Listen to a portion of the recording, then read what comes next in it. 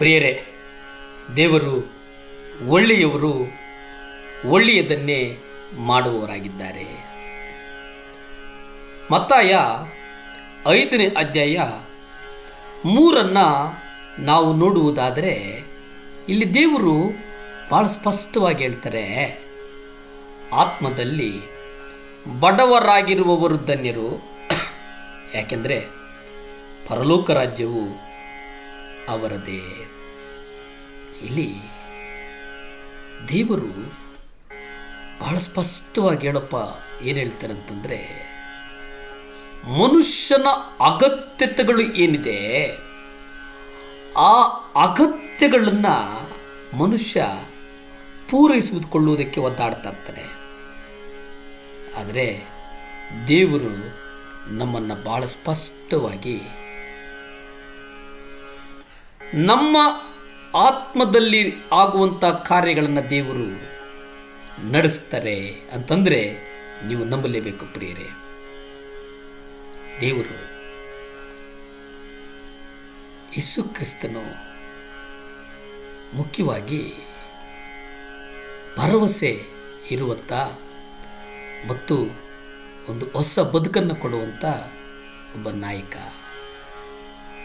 ಯೇಸು ಸ್ವಾಮಿ ಈ ಲೋಕದಲ್ಲಿ ಆತನ ರಕ್ತ ಇದೆಯಲ್ಲ, ಆತನ ರಕ್ತಕ್ಕೆ ನಾವು ಬೆಲೆ ಕೊಟ್ಟುವುದಕ್ಕೆ ಸಾಧ್ಯನೇ ಇಲ್ಲ. ಯಾಕೆಂದರೆ ದೇವರು ನಮಗಾಗಿ ಕಲ್ವರಿ ಶಿಲುಬೆ ಮೇಲೆ ಸುರಿಸಿದಂಥ ರಕ್ತ ಇದೆಯಲ್ಲ, ಈ ಜಗತ್ತು ಇರುವ ತನಕ ನೀವು ನೋಡಿ, ಈ ಜಗತ್ತು ಇರುವ ತನಕ ನೀವು ಮುಖ್ಯವಾಗಿ ಜಗತ್ತಿರುವ ತನಕ ಯೇಸು ಕ್ರಿಸ್ತನನ್ನು ನೀವೆಲ್ಲರೂ ನೆನೆಸ್ತಾರೆ. ಯಾಕೆ ನೆನೆಸ್ತಾರೆ ಅಂತಂದರೆ, ಆತನು ಮಾಡಿದಂಥ ಕಾರ್ಯಗಳಿದೆಯಲ್ಲ, ಅದು ಈ ಲೋಕದಲ್ಲಿ ಅದ್ಭುತಗಳ ಮೇಲೆ ಅದ್ಭುತಗಳನ್ನು ಮಾಡ್ತಾರೆ. ಇತಿಹಾಸಕಾರರು ಹೇಳಿದಾಗೆ ದೇವರು ಮೊಟ್ಟ ಮೊದಲನೇ ಅದ್ಭುತ ಏನಪ್ಪ ಅಂತಂದರೆ, ನೀರನ್ನು ದ್ರಾಕ್ಷಾರಸವನ್ನಾಗಿ ಮಾಡ್ತಾರೆ ಅನ್ನುವಂಥದ್ದನ್ನು ನಾವು ನೋಡ್ತೇವೆ. ಕಾನಾದಲ್ಲಿ ಒಂದು ಮದುವೆ ಆದಂಥ ಸಂದರ್ಭದಲ್ಲಿ, ಆ ಕಾಲಘಟ್ಟದಲ್ಲಿ ಮದುವೆಗಳಿಗೆ ದ್ರಾಕ್ಷಾರಸವನ್ನು ಕೊಡುವಂಥದ್ದು ಒಂದು ವಾಡಿಕೆ ಮತ್ತು ಪದ್ಧತಿ. ದ್ರಾಕ್ಷಾರಸ ಖಾಲಿಯಾದಂಥ ಸಂದರ್ಭದಲ್ಲಿ ತಾಯಿಗೆ ಶಿಷ್ಯರು ಹೇಳ್ತಾರೆ.